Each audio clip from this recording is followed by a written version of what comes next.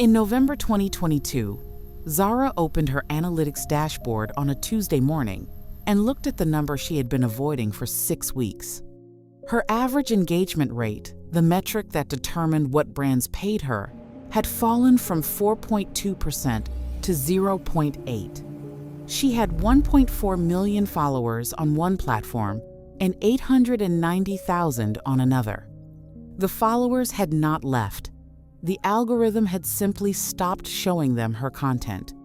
In 2021, Zara's content business generated $1,200,000 in revenue. By the time she looked at that analytics dashboard in November 2022, she had $43,000 in her bank account and a notice from the IRS for $187,000 in unpaid 2021 taxes and penalties. I'm Margot.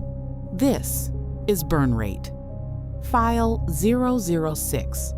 What happens when a business built entirely on attention is subject to the decisions of the platforms that distribute it, and the person running it mistakes revenue for profit? Zara grew up in Columbus, Ohio. Her parents ran a dry cleaning business. She was the first in her family to graduate from a 4-year university.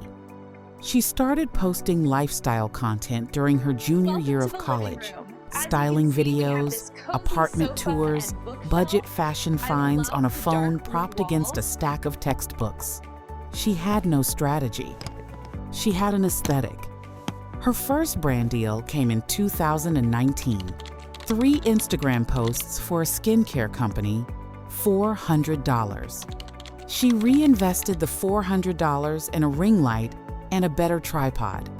By the end of 2019, she had 42,000 followers and had earned $11,000. By the end of 2020, she had 410,000 followers and had earned $188,000. In 2021, she moved to Los Angeles. She hired a video editor, a photographer, and a social media manager. She signed with a talent management agency. She took a 2-bedroom apartment in Silver Lake for $6,800 a month. She leased a Range Rover. Her business that year generated $1,200,000 in revenue. Zara operated as a sole proprietor through all of 2020 and 2021.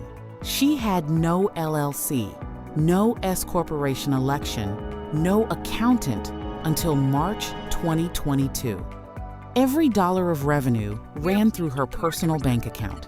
Every dollar she spent on content, on rent, on travel, on the lease was either a business deduction or personal spending. She did not always know which was which. Her monthly fixed expenses in 2021: apartment, $6,800, team, $12,000, content production budget, $8,000, Range Rover lease, $1,850, personal spending, approximately $15,000, total monthly outflow, $43,650, annual, $523,800. She paid no estimated quarterly taxes in 2021. She knew, generally, that she owed taxes. She intended to pay them from what remained at year's end. Her tax liability on her 2021 net income was $320,000. She had made partial payments totaling $133,000. The remaining balance, with late penalties, became $187,000. In July 2022, the platform she had built her largest audience on announced a significant algorithm change. The platform began heavily prioritizing short-form video over static image posts. Zara's audience had built around her static photography and carousel posts. In the 4 months following the announcement, her average reach per post fell by 61%. Her second major platform simultaneously shifted its algorithm toward longer-form content and narrower interest categories. Zara's content, general lifestyle, fashion, home, fell outside the categories being amplified. Her engagement rate on that platform fell from 5.1% to 1.4% between June and October 2022. Here is how brand deals are priced in influencer marketing, not by follower count, but by engagement rate and reach. A creator with 1 million followers and a 4% engagement rate commands substantially higher rates than one with the same audience and a 1% rate. When Zara's engagement fell, her pricing power fell with it. Brands paying $25,000 to $40,000 per campaign began offering 8 to 12. Several stopped responding entirely. Her revenue trajectory after the algorithm changes. Q1 2022, $312,000.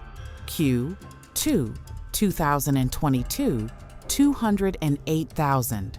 Q3 2022, $141,000. Q4 2022, $67,000. Full year 2022, $728,000. Her annual expense base was still running at $523,800. In August 2022, Zara hired a content strategist to help her pivot to short-form video, $6,000 per month. She began posting more frequently, sometimes 3 times per day, across platforms.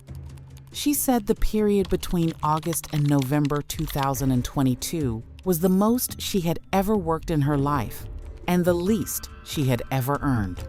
By October, she had accepted the pivot was not recovering her reach. The content strategist contract was not renewed. Her management agency dropped her in November standard for creators whose metrics no longer supported the agency's minimum viable deal size. She said the email arrived on a Wednesday. She posted a reel 4 hours later. In November 2022, Zara's monthly revenue was $11,000. Her monthly expenses were $43,650. She was spending $32,650 more per month than she was earning. She was covering the gap from savings that were diminishing at the same rate. In January 2023, the IRS notice arrived: $187,000 in unpaid tax and penalties on her 2021 income. She had $43,000 in her bank account. She opened both documents on the same morning. She said she sat at her kitchen table for a long time before she moved. She reached out to 12 brands directly in January 2023. She sent rate cards, analytics reports, engagement data, and audience demographic breakdowns. She received 3 responses. 2 were rejections. 1 offered a gifted partnership product in exchange for content. No payment. She posted the content anyway. In February, she told her team the video editor had been with her since 2020, the social media manager since early 2021. She paid each of them 2 months of severance from what remained in her account. After severance payments, she had $11,200. She gave notice on the Silver Lake apartment in February. She moved to a 1-bedroom in Phoenix in March, rent $1,900 a month. She drove the Range Rover to the dealership herself and handed the keys to the leasing desk without an appointment. She took an Uber home. She liquidated her merchandise, inventory hoodies, tote bags, a branded planner at 60 cents on the dollar through a discount liquidator. The inventory had cost $48,000 to produce. She recovered $29,000. The merchandise had been a revenue diversification strategy she had been building since 2021. It closed with the brand She filed for an IRS payment plan in March 2023. The approved plan required $1,800 per month for 12 years at 7% interest. Total repayment over the term, approximately $296,000, $109,000 more than the original balance. Her accountant helped her reconstruct the full financial picture. Over 4 years of operating the business, 2019 through 2022, Zara had earned approximately $2,160,000 in gross revenue. She closed 2022 with $11,200 in liquid assets and $187,000 in IRS debt.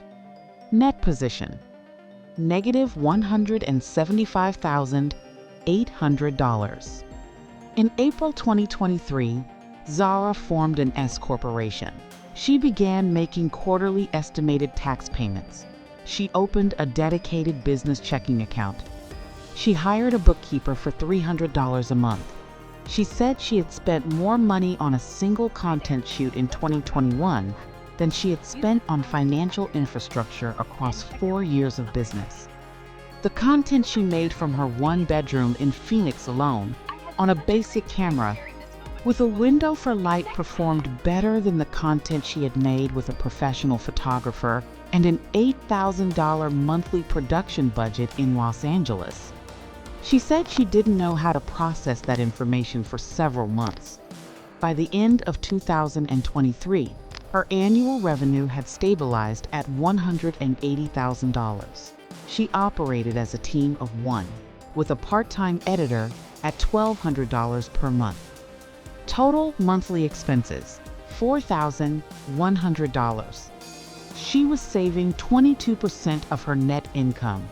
She had started a SEP IRA. Zara is 29 now. She has 212,000 followers across her active platforms, down from over 2 million at her peak. She said the number no longer feels like identity. She said when it did, that was the problem. She told me she thinks about platform dependency differently now. She said, "I built a business inside someone else's system and called it mine. I didn't own the distribution. I didn't own the audience. I own the content, and the content is worthless without the distribution." She said the word creator should come with a footnote. The structural problem in Zara's story is not unique to content creation. Any business whose revenue depends on a third-party platform, a marketplace, an app store, a search engine, a delivery network, carries a version of this risk. The platform sets the rules. The platform changes the rules. What made Zara's case specific is that when the rules changed, she had no financial cushion to adapt from. There are approximately 50 million people worldwide who describe themselves as full-time content creators. The vast majority operate without a formal business entity, without a retirement account, without a financial advisor, and without a model for what their income looks like in a year when the algorithm decides not to show their work. Zara told me one thing she would do from the first dollar. She said, "I would have treated the business like a business from the very beginning, not when it hit 100,000, not when it felt real. From the first dollar." She said the first dollar is when the decisions are cheapest. If your income comes primarily from a platform you do not control, a social media algorithm, a marketplace ranking, an app store placement, a search engine position, this episode is asking you one question. What does your business look like if that platform changes its rules tomorrow? If the answer is that it doesn't survive, you do not have a business. You have a position inside someone else's business. I'm Margot. This was File 006. File 007 is next Tuesday. The physician who made $620,000 a year and filed for bankruptcy at 52. See you then.